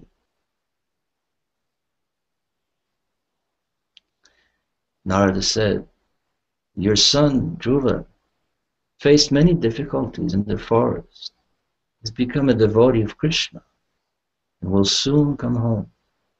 Narada quoted a Sanskrit verse. Blessed are those ancestors whose family member becomes a pure devotee. A pure devotee purifies his entire family and the whole world. His home becomes famous throughout the world. The demigods and forefathers on the higher planets also become blessed. That mother whose son is a pure devotee is a real mother. But that mother who produces 100 non-devotee sons is no better than a pig. That's the Bhagavatam. See, distinguish truth from illusion. Narada continued, when one becomes a Vaishnava, he delivers his parents, family members, and other relatives. Your son worships Sri Krishna. Know for certain that your son Dhruva is the crest jewel of your dynasty. The king became extremely satisfied with Narada's talk. He ordered his servants to prepare an auspicious reception for Dhruva. It's a very important point that is made there. The whole cosmic manifestation is actually meant to bring the conditioned souls back to God. You know, through all kinds of adventures to try to fulfill their desires. You know. So it's like a machine, and we go through, wombs, and in Bhagavad Gita it says that Krishna is in the heart of everyone, and he guides the wanderings of all living entities, or is seated in the body like on a machine. So the perfection of this machine is when the conditioned soul becomes a devotee, a pure devotee. Then the whole machine becomes blessed, because that's its purpose. Everything becomes harmonized. Everything has a real purpose. Yeah, like becoming a devotee is mainly when the Lord appears in the heart. then that is the beginning of really becoming a devotee. Because naturally your heart, see, like Dhruva, he said he became a devotee. He became a devotee when the Lord appeared in his heart and he knew what is reality. Like when Maharaj Parikshit, the Lord appeared in the womb of his mother, and he was there in the womb, and he saw this beautiful being. See, the Lord appeared, and then he became attracted, became a devotee, a pure devotee, actually. And then Chaitanya Charitamrita says there are pure devotees who are neophytes and the Nitya Siddha devotees. This kind of helps explain, that the Lord may appear in the heart, but then one is a devotee, a pure devotee. But then you got to keep watering that creeper, with hearing and chanting, Sadhu, Sanga, chanting, bhajan, and the heart gets purer and purer. See, and then more of the qualities of devotees, of the devotee come out, overcoming anarthas, subtle anarthas, like this. So then ultimately become Nitya Siddha. But in a way, every soul is a potential pure devotee. That's its constitutional nature. Yeah, neophyte. And when one has this vision that it says like that the Mahabhagavad, he sees everyone engaged in Krishna's service, because he sees that everything is perfect. Everything is out. How does Krishna Das Kaviraj puts it? Everything is homogeneous, or all the modes of material nature, they're just working perfectly to purify all the conditioned soul from their desires gradually, and all this. So people may be engaged in sense gratification and mental speculation or whatever, but it's just part of the machine that is purifying them, bringing them to the next stage. That's how the Bhagavad sees. Doesn't see faults at all in this process, global process of purification. It's this big machine. So Krishna's big machine. It says here that even Dhruva didn't even liberate or contribute to the liberation. Blessed, they say, is family, but the whole world. Because of his purity, like Vasudeva Datta. Says to ask Lord Chaitanya, says, they transferred the karma of all the conditioned souls on my tree. I'll stay here. Let them go back. This kind of devotee. It says in Chaitanya Bhagavat that Lord Nityananda had such a devotee in his troop of gopas. I don't recall his name. It says that simply catching the breeze that had touched the body of this devotee, you would become ecstatic. That's the power of these devotees. The scent of the Lord. And just when devotion begins to arise, then even those persons, like when we go on Sankirtan and chant the holy names, people hear that, even though they're on those different paths and different qualifications, their qualifications increase. They become even more closer. So that's preaching, and the responsibility of devotees is even though people may not take, it's not easy to understand bhakti, this process, even on the Vaidhi bhakti level, there's people who have to be qualified for that. But there's people, just by contact with devotees who have some devotion, and they're out chanting publicly the glory, glorifying the name. I was reading I was listening to a preacher on TBN. He was glorifying these verses in Psalms about that the Lord really loves it when you just praise His name in song loudly. It's like this. It's like standing up for the truth. And if you do it spontaneously, it's more wonderful. And people's qualification increases, whatever path they're on. They just somehow come closer. So that's how I see that verse. When Dhruva became a devotee on the devotional platform, then everybody becomes blessed. No matter what path they're following or whatever, they become closer to the goal. It adds sukriti, to their whatever they're doing, and everything gets accelerated. You know? Yeah. Even though the demigods, you see, we read earlier how they reacted very negatively because they were afraid of the power Ruva may get from his austerity. So they tried to deviate him from his path, and we see that a lot. Like attack from the mode of goodness. Oh, yeah. For a devotee who progresses on deep bhakti, there's this fight in the modes of nature. They fight with pure goodness. Yes, even goodness competes with pure goodness. Yeah, everybody has to confront that. It's just and go deeper into that, and so get through that one. Worship of the Lord gets you through everything eventually. And his devotees, through his devotees. Yeah, because it's the real process of nourishing everyone's bhakti. The Lord is like the root of the tree of life.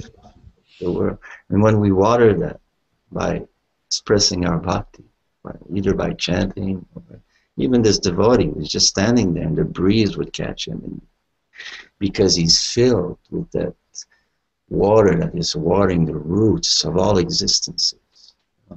And the leaves on the tree, they automatically feel that. You see, we're all leaves on this tree. So when the devotees, very pure devotees, they water the root of this tree by their bhakti. And the whole tree is benefited. Very wonderful tree. And for it says in the, are you still there? Or I think he's disconnected. Or is it just me? Or? No. Okay. Anyway, I'll go on. He'll be coming back.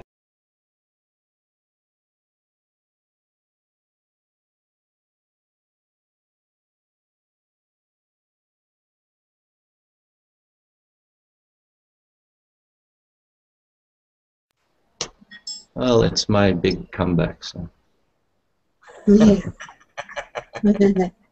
There he is. Uh, He did it again now. Oh, no, he froze up again. Or he's frozen. Oh, No, I think no, we're okay. It does its thing. Yeah. Maybe is this? Maybe it's like it's already 8:15. What time is it there, Mahavir, in your place? it is. Oh my God, 11:15. Time flies when you're having a good time, huh? Yeah, maybe it's on the same time. Yeah. It's amazing. I'm so happy inside my heart. I just feel so like blessed. It's amazing. I had this dream. Mahavir came in the dream. I never had a dream of him before. He Really? came and there he comes on. Yeah. I had the dream and it was funny. He was a little angry in the dream. I remember that. Yeah. So it's like he came back, but he was angry a little bit, Prabhupada said once, he said the devotees, they dream their karma instead of living it. You dream. Yeah. Oh, it shows you. It's amazing. Yeah. So anyway, the tribe is getting back together. It looks like that's nice. Yeah. Yashoda will be happy too. I think she'll see. She watches. Oh, she says, these videos are so great. I'm holding on to a thread. It's with this Sanga that you're doing here. So. Yeah, I'm telling you, man. The harvest is plenty, but the workers are few. Because the harvest is plenty, but you got to know where the field is. It's not, it's very deep in the heart. And if you're not connected to that, then you can't harvest it. You can't distribute it. Yeah. Yashoda was telling me that for a while she got into this, gospel things with her daughter. And so they were listening to this young kid, this gospel child, and it's, because he's, And I was watching him too. I was checking him out and all that. Yes, it's beautiful. But you know, it's another level of devotion, of bhakti. You know, it's so. And she was saying, yeah, I really got this is a different thing that you're doing here with Lord Chaitanya. It's not the same. It's bhakti. You know, it's devotion, but at a certain other like platform, different ras. And so it depends on what you want. You know. Just, Yeah, it depends. It depends largely on the object. Because bhakti is bhakti. I mean, we can say that, you know, the all the attachment and love a mother has for her child, it's a kind of bhakti. It's just the object. You see, the object is not the ultimate object that will bring all this love that you want to get, and that will take all the love that you want to give. Krishna is this ultimate object. Yeah, and not only, yeah, and it's like the object, like you can worship like Jesus and the God of Jesus, you know, the God of Moses, or so you can worship the God, and that's interesting how they put that.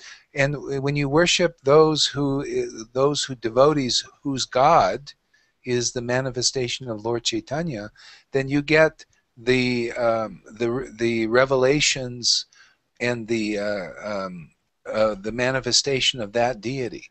And Lord Chaitanya revealed so many wonderful things and is still revealing many wonderful things, phenomenal things, realizations about the truth that have never been dispersed. So if you become a devotee of Lord Chaitanya and his devotees, then you're going to get that kind of ras and realizations that have never been given on this planet before. See, so it's different in the object in that way too. Who you're worshiping. Yeah, Lord Chaitanya came to distribute this very precious, elevated, and rare Gopi Bhav. It's the highest ras, but in this ras, all the other rasas are present also. You know. Yeah. You know. Therefore, Murari Gupta, he could not give up his worship of Ram, and Lord Chaitanya blessed that. It's all part of it, you know. Yeah, he showed his form. He says, "Oh, within me, I'm actually Ram also. Within Lord Chaitanya are all forms.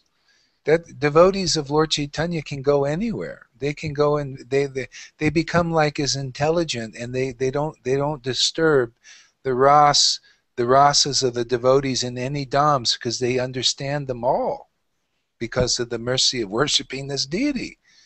You know, Lord Chaitanya, you become like that. Lord Chaitanya, he saw the devotee of Shiva. He jumped on the shoulders of Lord Shiva and says, "I'm Shiva." They danced around in the courtyard. See, he was the boar incarnate, all of these things. So the devotee of Lord Chaitanya is very versatile. They become very non-sectarian, can deal with, relate to many different people, different persons, in different rasas, in different ways of worship, just like Lord Chaitanya. So, I mean, God, we got such an opportunity to become, associated with Lord Chaitanya and his devotees, man.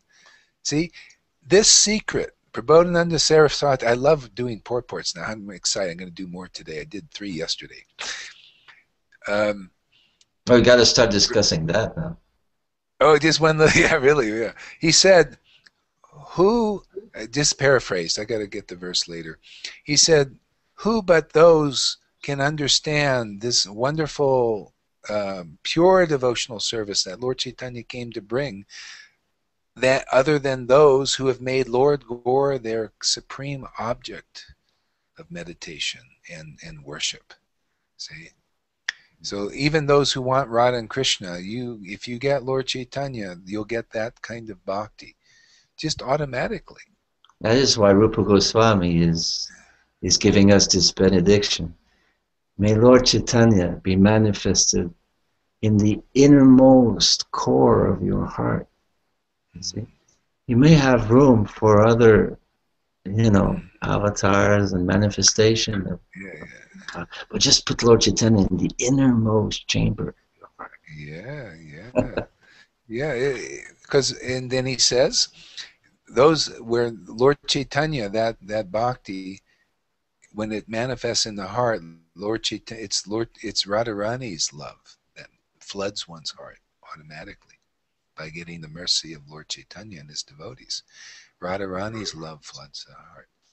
That kind of amazing. It makes one actually like a maidservant of Radha and Krishna, especially Radha. Yeah.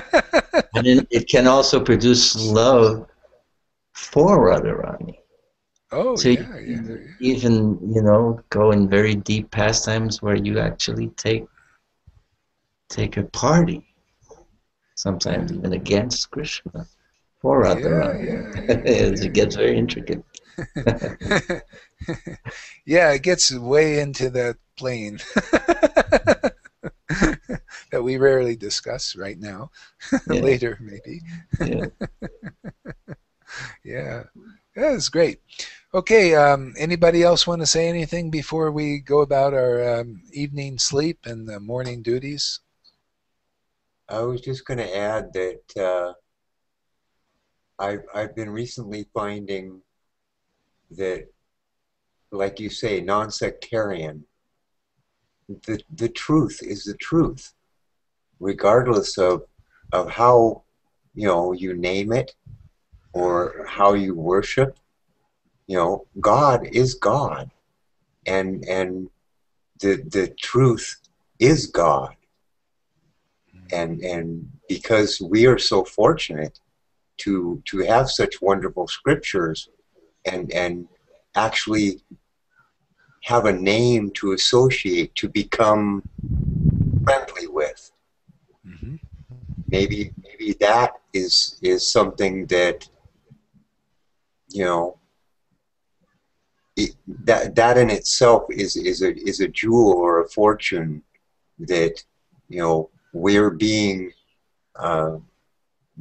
given the mercy to know, the confidential knowledge, like you've said all along.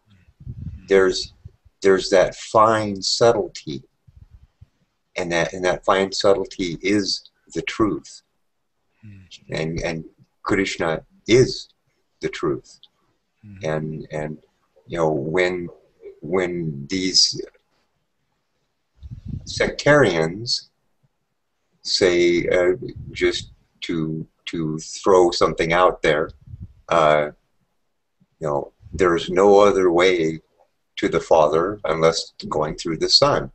Well, this is the truth, but they've no name to associate with that truth, and so they go through the devotee, and the devotee gives the name. They never. But sectarianism blocks the view of universal truth. You see, because this is very true. You can only go to God through Jesus. This is true. But what's the universal principle? Is that you can only go to God through Jesus, because Jesus is the Ashraya, because Jesus is the perfect shelter of love for God. So then you can say, all those who are pure shelter for love of God, they're the only way to God. That's the universal truth, underlining this sectarian truth. Yes.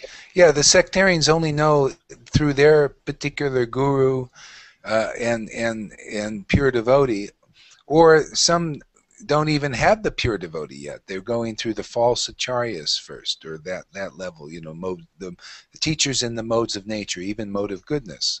See? So, the more deeper one goes into the pure level, then you become non-sectarian. Bhaktivinoda Thakur said, the pure devotee, there's no sectarian influence in the pure devotee. Okay? Because they see the universalness and of everything, and then they can preach accordingly to time, place, and circumstance. Now, the wonderful thing about these pure devotees is revelations come that the Lord wants to give, and anybody who's open to them can benefit from those revelations and realize more of the kingdom of God. Just like Jesus revealed more than Moses did. because God was using him to reveal more. And those who listened were able to get the Holy Spirit. Holy Spirit wasn't given in so many generations. See? And it was given through the preaching of Jesus. See? Lord Chaitanya's Ras is given through the preaching of his devotees. See, this is the revelation coming through the devotees of Lord Chaitanya is Vraj Bhakti. See? So, those who take advantage of hearing from those who are Vraj Bhaktas, this is why we need to always be on the lookout for devotees like that and hear from them who are manifesting the symptoms of Vraj Bhakti. See? Because that's the revelation that's going to be ultimately given in our Sampradaya. It's not going to be just Vaidhi Bhakti, See how important is the ashraya, the abode of devotion, that God himself, Krishna, to distribute it, has to come as his devotee. Has to come. That's why the living connection is important. Look what happens when the acharyas, who are the living connections, disappear. Havoc, confusion, because people have different levels of realization.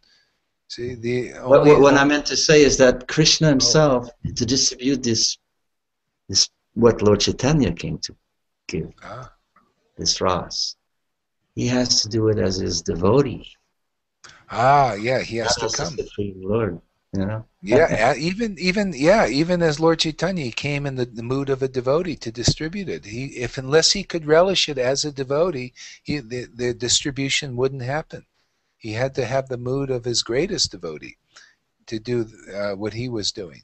But then after he disappears, the work goes for the devotees who become the shelters of this kind of bhakti, and they preach it, and then the mellows are instilled in the hearts of others. It awakens.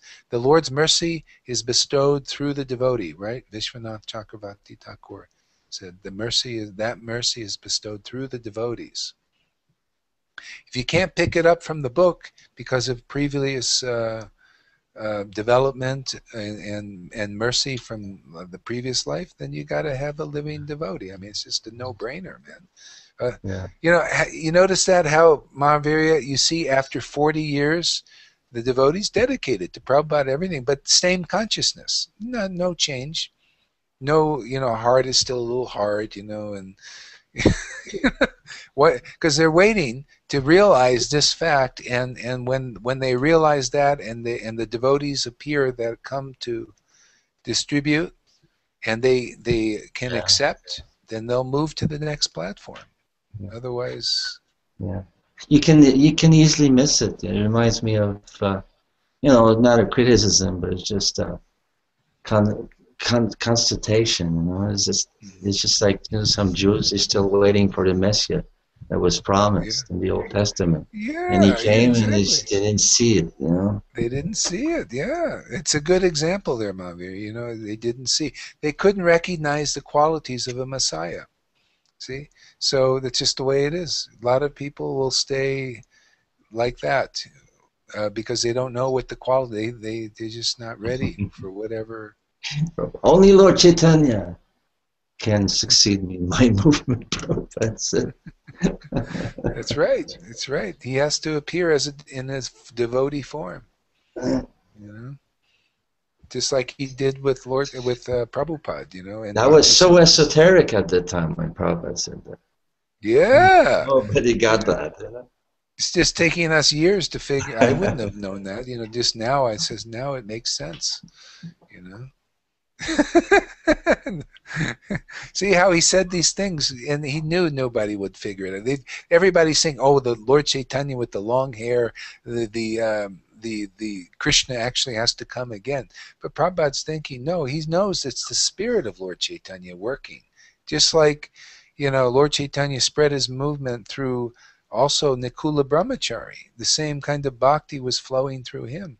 He's going around laughing and crying and all this, and he gave bhakti through Nikula Brahmachari. To speak of Narottam Das Thakur, the Lord stored it for him.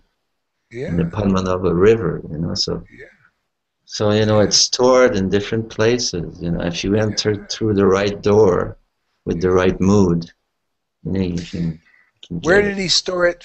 Here's a contemporary thing. Where did he store it for Bhaktivinoda Thakur? He stored it someplace for him too.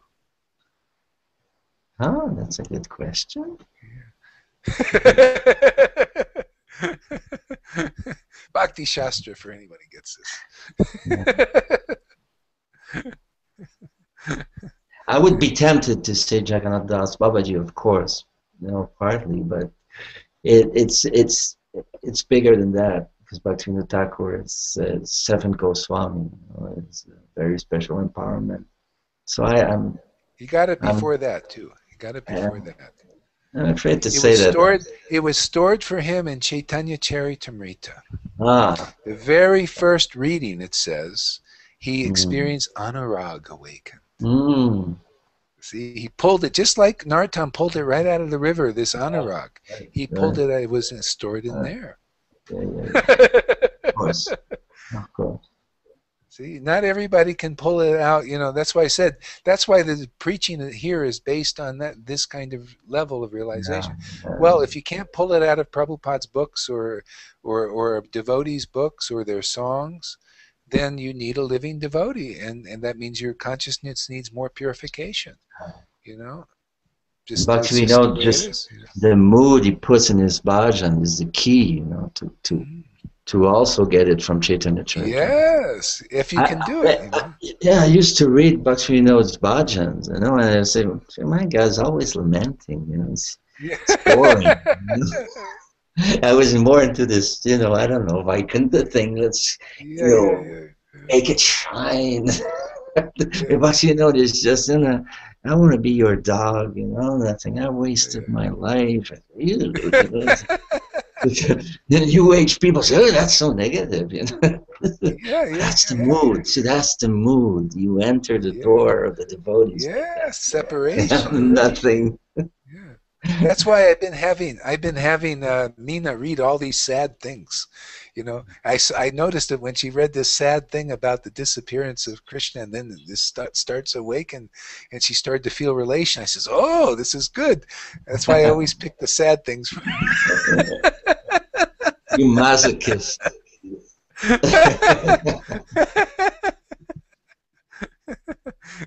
And even Arjai and Meena said, "Well, maybe I shouldn't read it." No, read more. That's what it's all about. Or I once said to you, maybe you can read something else if you like. Are you crazy?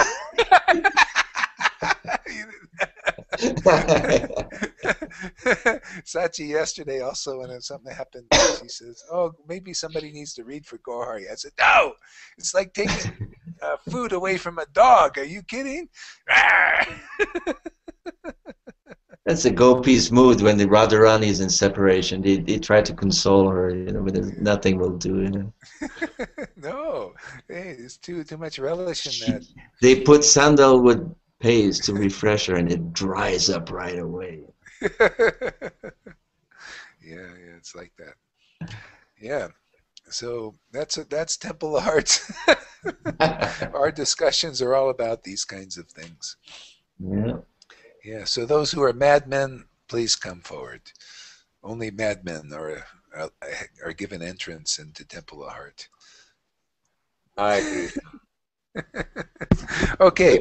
The heart has reasons that the reason don't understand. Yeah. So, Meena, what do you have to say in conclusion here?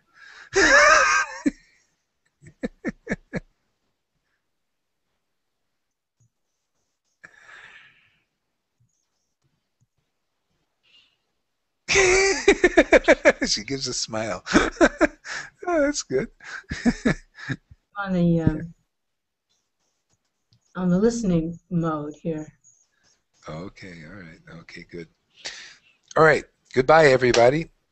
We've had about 20 minutes of goodbyes here, so that's.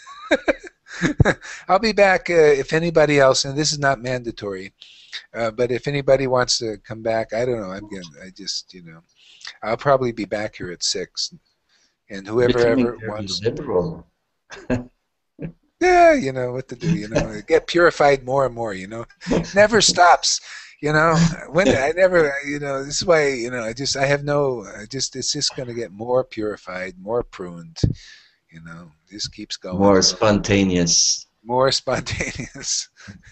Yeah, so I'll be here at 6 and then we'll have the morning program too. Are you still in India? Yeah, I'm in Dharamsala. Okay, so I always have to think in reverse. Okay. Yeah. So 6 o'clock, you have to figure out what the time difference is there. Yeah, this is so great. I'm so glad you're coming back here, and now we're going to have wonderful discussions, and it'll really not only help us, but people. They're just going to really. It's going to a new expansion will happen. Obviously, you know, people are hungering for these kind of things. But you know, the workers have to be there too. We got to, you know, we got to milk this cow. You know, you know a chain when it's been broken is never as solid as it was when it's fixed. But that doesn't apply on a transcendental platform. Sometimes links may so-called break, you know, but they become stronger. Become stronger, yes, definitely. Because it's transcendental separation. Yeah. No, I see it. I see it like when those who are coming back, we're all stronger for it. You know, just everybody become more committed, more clear. You know, so it's just wonderful. Bhakti is just so wonderful. You know, this path. Glories of Lord Chaitanya are just like the sky, and we can fly as high as our abilities. You know, the sky is unlimited. Yeah, we keep, you know, keep going, you know, keep flying, man. Yeah. All right, my friends, my brothers, sisters, have a wonderful evening. Sleep well. Thank you. Horrible. Yeah. Haribo.